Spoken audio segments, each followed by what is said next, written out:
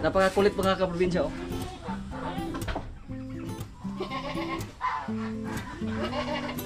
Ah. Ah.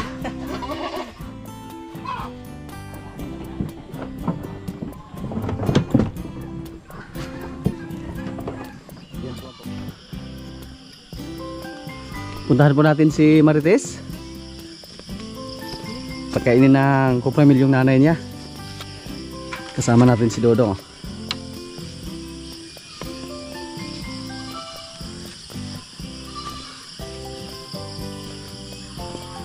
Di ba di buslot dong? Baka na may palakanaan. Hindi na mayat yung nanay ni Marites oh.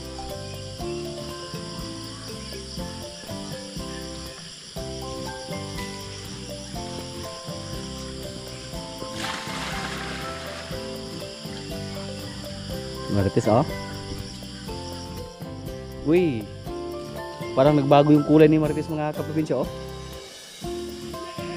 At ang ganda niya. Gwapong kiglawas. Di pa ni mo kaon daw? Di pa na mo kaon? Oh. Ah.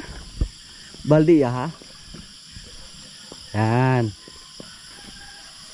Kaya pala napakaganda ng katawan ni Marites. Malakas na pala siyang kumain ng feeds oh. Very good guys Marites. Excited po tayo dito na magkaroon tayo ng baka na lalaki. Na mga anak sa ating baka na galing sa Batangas. Pero hanggang ngayon hindi pa nakasahan yung mga baka natin na galing sa Batangas. Kasi si Marites kahit upgraded lang yung nanay niya at upgraded lang yung tatay, si Pugi. Pero napakaganda ng kanyang katawan, no? Yo, tis. Malayo dong kayo, no? Lis bitang.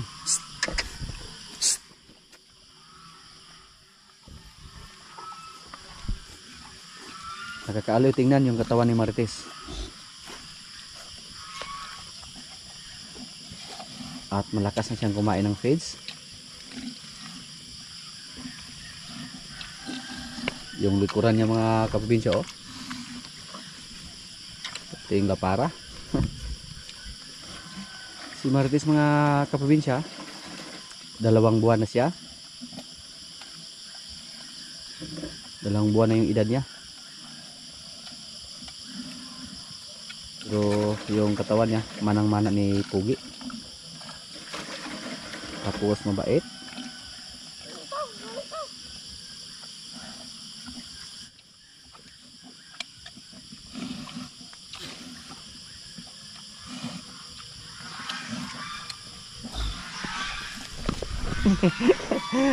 Oy, oy. Tira daw. Si Marites ra.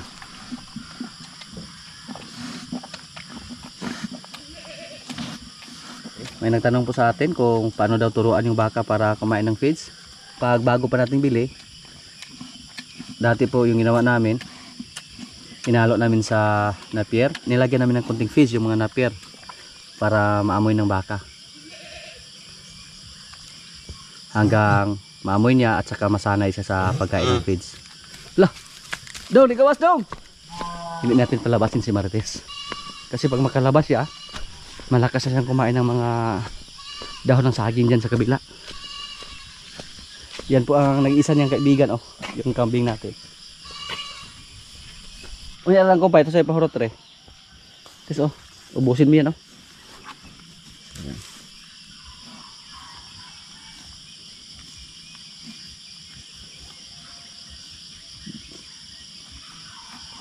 Yan. Okay yung mga baka natin dito kasi yung nanay nila malakas kumain ng feeds at gayahin nila yung nanay nila. Pero pag bagong bili pa lang tapos hindi kumain ng feeds, yung ginawa namin dati, hinalo namin sa napier yung feeds at saka pag magpainom din kami ng tubig sa aming mga baka, hinaloan din ng napakakunting feeds lang. Kunting feeds lang ihalo hanggang masanay sila at unti-unting damihan yung paglagay ng feeds sa tubig hanggang masanay. Basta uminom lang sila ng tubig sa balde, napakadali lang yan turuan na kumain ng feeds. Except pag hindi sila uminom ng tubig na nilagay sa balde. Katulad sa ating mga kalabaw na si Paula at si Paloma. Ayaw uminom ng tubig na nilagay sa balde. Kaya hindi natin sila maturuan kung paano kumain ng feeds. Pero yung mga kalabaw natin, palagi naman natin silang pinapasol para makasave tayo sa feeds. Hindi lang namin sila pinakain ng feeds. Kasi marami tayong alaga dito. Napakalaki yung gastos natin pag lahat pakainin natin ng feeds. Sa ngayon na maraming damo, walang problema kahit hindi sila kumain ng feeds. Kasi marami namang damo. Pero yung mga baka na nasa kulungan, kailangan sila ng feeds. Or kahit kupramil lang. Ito sa Martes, wala na tayong problema sa kanya tungkol sa pagkain ng feeds kasi sanay na siya. Kasi yung nanay niya napakalakas kumain ng feeds. Ano? Hanggang sa paglaki niya, ganun na si Martes, kumain na niya ng feeds. Diba, Tess? Yung bukol niya mga kaprobinsya, hindi nawala. Kasi manang-mana siya ni Pugi. Pero yung kulay niya, yan po ang akin napapansin sa kanya. Nagbago yung kanyang kulay. Dati ganito yung kulay niya, parang pula ba? Pula ba ng kuluran Tapos ngayon unti-unti nagbago, parang magmana yung kulay niya sa kanyang nanay. Dati po mga kaprobinsya, si Marimar, nung nagdalawang buwan siya, kaya natin sakyan na nakasayad yung tiil natin sa lupa. Pero si Martes, kahit 2 buwan pa lang, hindi na pwede. Mas matangkad siya kay Marimar. At mas gwapa siya kay ni Marimar. Mas maganda siya. Yung feeds niya, hindi niya inubos. Pero balikan natin niya mamaya. Baka ubusin lang niya or balikan niya. May napir din kaming binigay sa kanya. Pag magutom siya, pwede siyang kumain dyan. Puntahan namin ni Dodong yung ating 2 baka doon. Si Basya at yung pula. Kasi yung pula daw may mga garapata. At hindi po sila pwedeng bakunahan or injikan ng pangtanggal sa garapata. Kasi mga buntis po sila. So, isprehan na lang namin. At tingnan din natin kung malaki na ba yung mga tiyan nila. Kasi ngayon po ay September. At March po sila nakastahan. So malapit na. Pag may swerte, manganak po siya ngayong katapusan ng December. September po ngayon. So ilang buwan na lang yung hintayin natin. Pag nasa probinsya tayo, palagi po tayong nag-walking. At yung pag-walking natin, parang wala lang kasi nagtatrabaho tayo. Hindi katulad pag nasa syudad. Pag makauwi ako ng bais, minsan mag-walking po kami ni Mrs. Samahan ko po siya para makagalaw-galaw yung katawan niya. Kakahuyanga ra.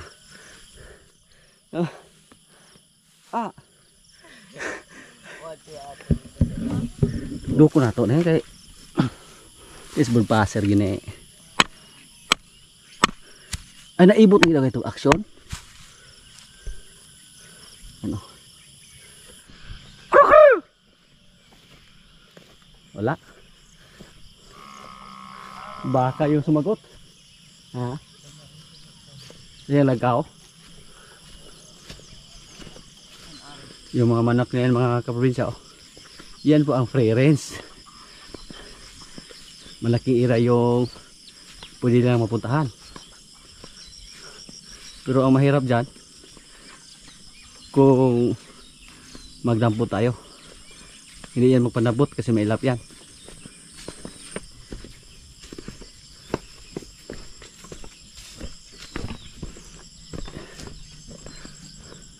Ka bulpasir ang baka? Laki? Nagaon na siya kinaon daw. Mga amorsiko yung mga damo dito. Amorsiko ang tawag dito sa amin. Mas lagi daw. Ay kay wala ka mahadlok sa chicks mo ato. Ha? Wala ka mahadlok. Do. May gagamba oh. Kamay. Dako mo god. Muna yung paborito sa mga bata ba. Habang nagpasol ng baka. Ha. Oo. Habang nagpasol ng baka, naghanap ng gagamba. Yan po ating bakang pula. Marami daw ang garapata.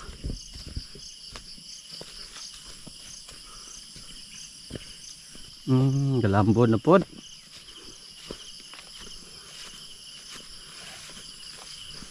Hindi siya nakakain ng maayos.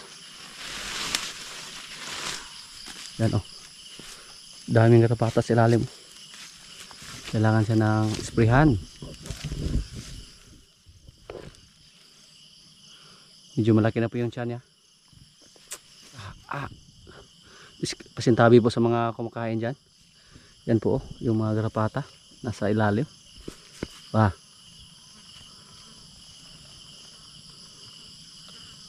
Yan oh. Dami. Makati to. Kailangan to mapuksa natin. Nagkuha pa si Dodo ng tubig. Nilagyan pa niya ng tubig yung kuan.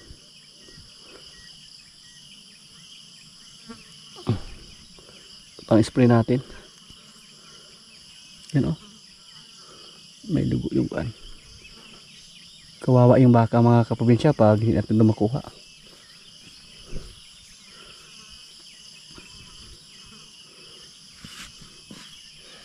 Buti na lang nagpatanggal na yung baka natin.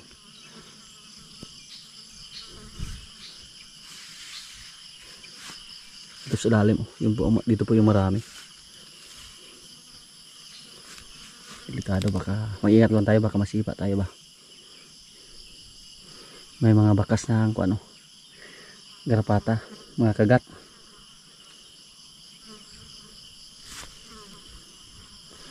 Kawawa oh. Grabe. Oh, nakasugat-sugat yung kuan niya oh. Nasprayan na to kahapon. Paluapan namin na yon para tuluyang mamatay yung garapata oh. Yung hindi natamaan ng kuan spray oh. Kahit garapata lang yan, pero pag yan po ang umatake sa ating alaga, mamayat po yung alaga natin dahil sa kati. Kapul kayo na? Ha? Spray na ako ng gapon. May wala maigog spray daw.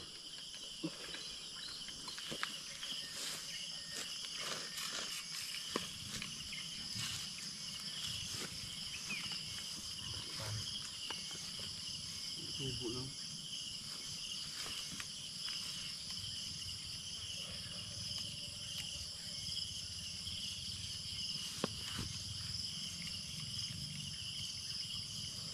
Hindi gapon sa. Maganda na eh. Dagko ito ng uban.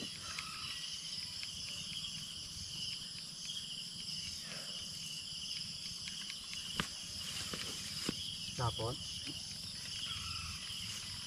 Ay mga lawas ng dagko.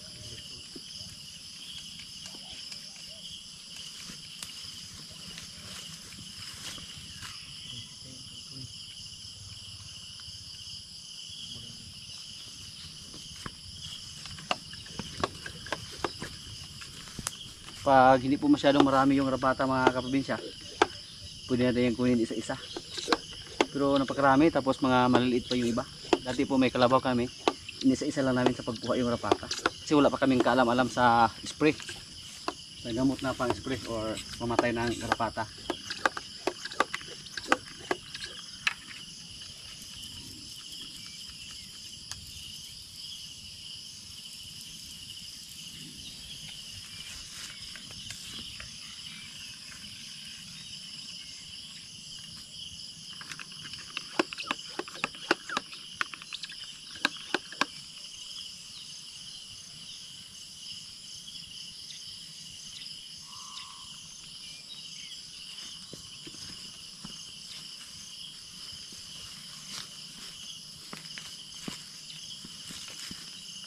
Dapat yung masarap ka. Yan po oh. Na-sprayhan na namin ang pagtanggal ng garapata. Sa sunod na araw, sprayhan naman namin para tuluyang mapuksa yung mga garapata sa kanyang katawan. At hindi po masyadong malaki yung kanyang tiyan oh. Pero sana buntis po siya para hindi tayo malugi sa pag-alaga sa kanya. Malugi tayo pag palagi tayo nagpapakain tapos maprank lang tayo. Pero mula sa pagkasta hindi naman siya naglandi. At yung didi niya medyo lumaki naman ng konti. Pero hindi pa natin masyadong klaro yung kanyang tiyan, yung kanyang didi. Kahit nasa mga ilang buwan na siguro to. Nasa mga 6 na buwan na mula sa pagkasta sa ating pulang baka. Abangan lang natin mga kaprobinsya kung anong itsura sa kanyang anak pag siya ay manganak. At si Basya, yung tiyan ni Basya parang klarong klaro na.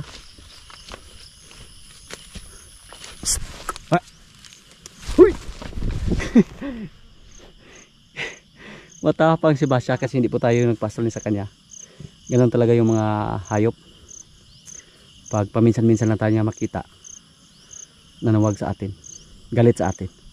Yung tiyan niya mga kaprobinsya oh. Yan. Parang gumagalaw na yung baka sa loob. At dati po nang nanganak si Basya kay Marimar, napakaliit lang nang lumabas.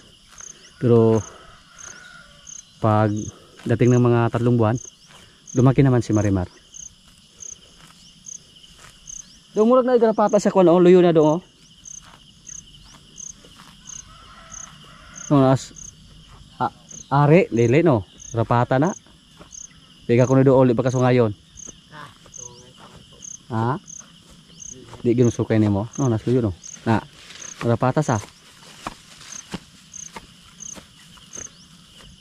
Las, kanya, baba na yung ubos yung ikog. Na, rapata no. Pero dili jota yung rapata. Yan. Si Basya hindi nanuwag kay Dodong kasi siya po yung nagpastor araw-araw dito. Yan. Pero pag tayo ang lumapit, galit siya sa atin. Balik na po tayo doon. Ganun talaga yung pag-alaga ng baka or hayop. Kailangan natin naabantayan. Kailangan po talaga ng monitor. Kahit garapata lang yan, pero pag hindi natin mapatayan, hindi natin matanggal sa kanilang katawan, makatiyan. Kaya yung mga kasama ko dito, nag-cooperate naman pag may makita sila na mga garapata, magsabi agad sila sa atin para ma-sprayhan ng pantaboy ng garapata or mabakunahan ba. Ito nagama dong. Ay, tikarol to. Dagit itong manok ba? Dito po may mga manok, pero ang kalaban dito sa mga manok, yung mga ibon. Kitang-kita ng mga ibon na uwak or yung mga banog ang tawag sa amin. Kitang-kita nila yung mga sisiyo na palakad-lakad dito sa damuhan. Kaya hindi ha? Kaya napaka simple na nila mang dagit ng sisiyo, walang nakaharang. Kita na kausahay doon sa nga dagitog uwak. Magsagit ko to ng piso. Banog.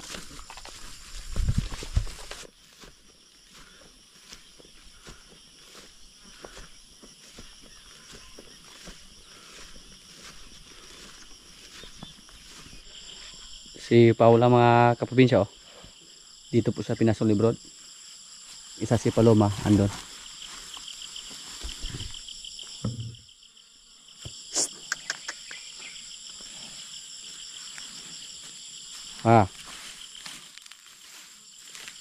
Hindi na masyadong mailap si Paula. At malakas po siyang kumain. Yan po. Masi-masi natin. Noong una, tumakbo siya nung nilapitan natin. Pero ngayon hindi na oh. Sanay lang yung kulang. Lalo na siguro pag si Brod yung lumapit sa kanya. Kasi si Brod palagi yung nag-alaga. Siya po yung naka-assign sa pagpapakain ng mga kalabaw natin. Yan o. pwede na natin siyang turuan sa paghila ng karosa. Yan. Hindi na siya tumakbo at hindi na siya umiwas sa atin. So sa sunod, pag may time kami, magpagawa tayo ng maliit na karosa para sa kanya, para i-train natin siya. At saka tatlo na yung kalabaw natin na maghila ng mga napier, maghila ng mga pagkain, mga feeds para sa ating mga alagang baka.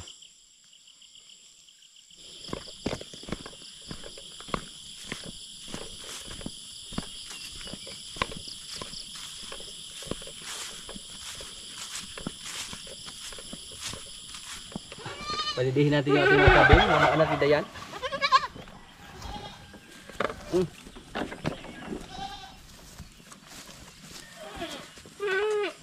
So Dayan mukhang wala ng gatas.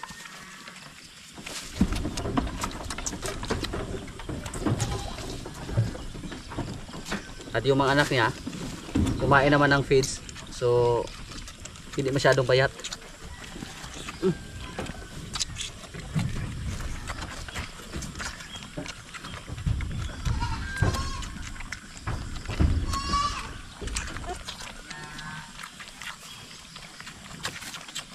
Kawawa yung mga kambing natin pag hindi natin alalayan sa pagpadidi ng gatas. Tatlo po sila.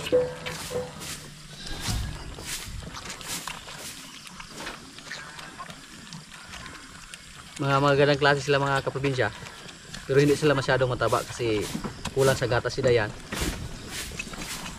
Ano? Kulang yung isang botelya, pero yung ginawa namin for survival lang to sa kaila. Pag makasurvive sila dito, okay na. Pag malakas silang kumain ng napier at saka feeds, dyan na natin sila patabain pag nasa hustong edad na sila, pag mawalay na ba sa kanilang nanay. Pero mga magandang klase yung lahi nila. Hindi po ito mga native. Anak po sila sa ating buwet. At si Dayan naman, nakita naman ninyo na napakalaki ni Dayan. Oops! That's enough! Yan po si Dayan, oh. Tumayat ng konti nung nagkaroon siya ng anak na tatlo.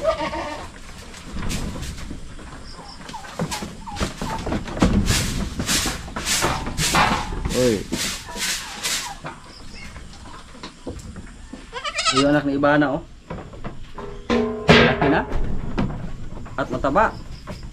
Yan.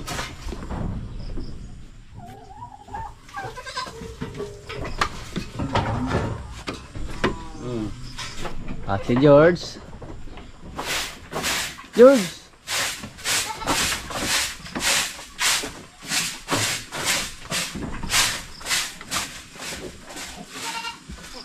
Malaki na si George mga kaprobinsya.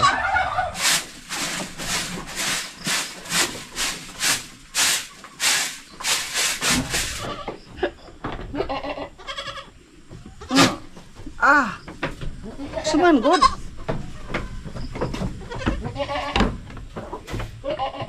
Ang taba mo ha? Kuan. Si Buwer, oh. Si Astro. Wala pang kain yan. Pero pag makakain yan, malaki tingnan. Kasi busog siyang tingnan. Kaya wala pang kain yan. Pinalabas para malinisan yung kanyang kulungan yan. At sito yan, mukhang naglandi siguro to. Saman yan. Pao pa ka? Okay. Landi ito ni noon eh. Tata ko no. Pag pumunta ko dito mga kaprobinsya, yung anak ni Ibana lumalapit agad sa atin, oh. Nagparayig ba? Gusto upalambing, oh. Oh.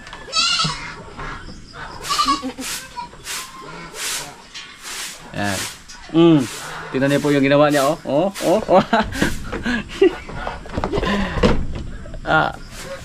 Kiat kaing nong. Okay. Sus ko. Wa na. Baho na kayong ganding aneh. Oh.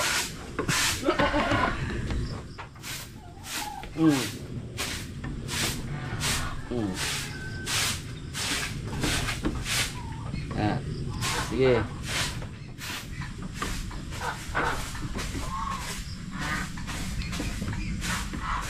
Hmm.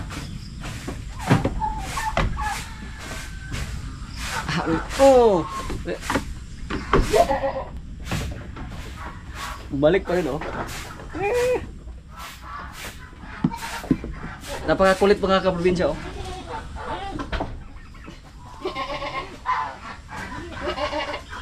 Ah. Ah.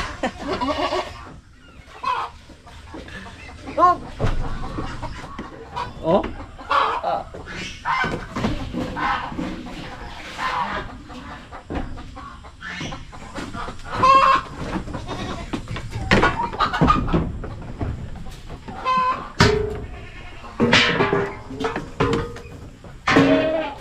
Si George oh. George. Gitik-gitik konti ka George ha. Gitik-gitik konti ka George. Matapang na si George.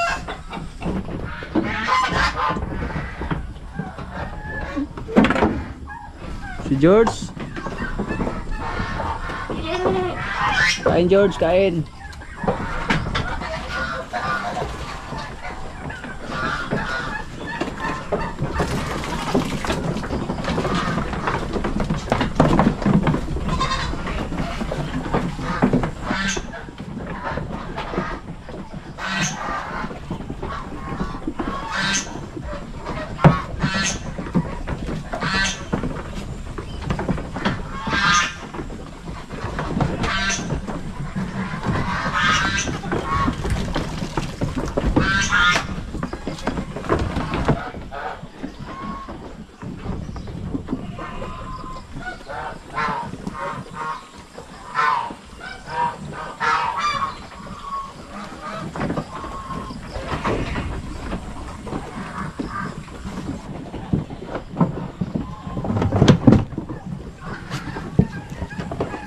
Yan po ang paborito lang pakainan.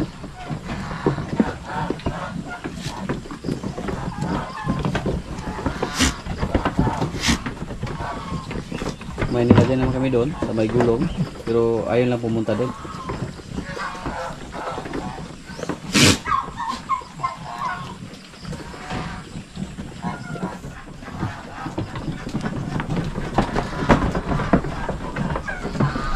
Nakasahan na to mga kaprobinsya. Sana po ay siya ay buntis.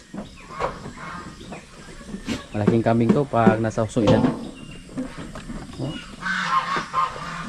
Yan po oh. Busog na yung mga kambing natin. Mamaya bigyan namin sila ng napier or mga dahon, mga damo, mga baging. Kahit ano lang yung available dito sa amin, yun po ang bigyan namin sa kanila.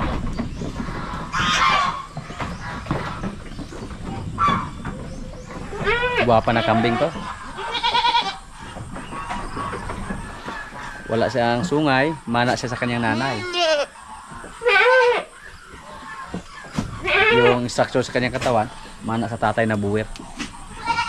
Pero nung una, siya yung pinakamaliit. Sa kanilang tatlo po sila, ito po. Ito yung kapatid niya. Triplets po sila mga kapatid siya. Lalaki yung isa. Siya po yung maganda dito sa kanilang dalawa. Kasi yung isa lalaki. Puro mga walang sungay. Mga future natin na mga inahin. Silang dalawa. Pagkasahan natin sila ni George pag sila ay maglandi. Mga kaprobinsya, kain na po. Ito yung pagkain namin oh. Bulad. Tapos gulay na may gata. Dami kayo. May kanin. Lord, maraming salamat sa pagkain. So, kailan na? Ayun, balo-balo yung kuranan. Kaya makasuhong na. Ano?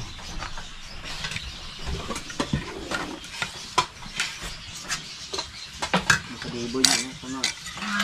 Ang diboy na ako, umbalo nyo na ako. Ano? Diboy na nakatangki. Kung kapatido mo kayo ng amiga lagi. Bayan ng restaurant na repasin ko kasi mga tao. Kita ni mo? Ang bentog, ang hirap mo eh. Isuhan mo. Nga, nakuha ni mo mga informasyon yun. Sa detalye bro. Sa detalye sa balita. Ha? Susunod na bro. Kahit liter cancer. Yan. Malabot is kaya ano? Yung cancer. Yan. Natambalan siya. Ano mo kung gibot na yun? Kung ko siya. Berlanggan ko sila pagka. Lahir barang ko. Nga, Ang galit sa iba. dito sa kamana. Pick up dito ang mana. Bukan lang hirap ka. Pati lugar yang tambal na. Lugar ko may pito.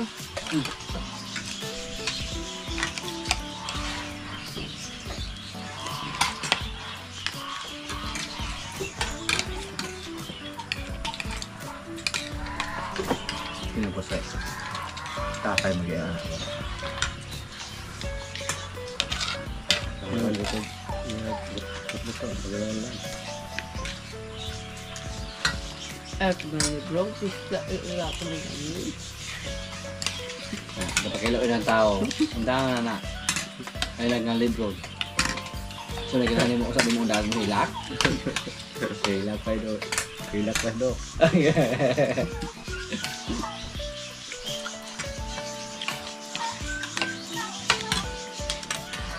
Inabaw mo ka naman kumagod. Ang galing ko do.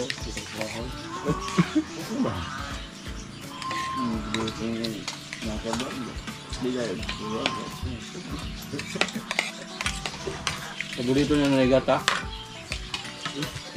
Basa ko. Oo. Dugay yung basa. Ang awa na awa. Ayo. Dugay na basa. Hindi na kaya mo.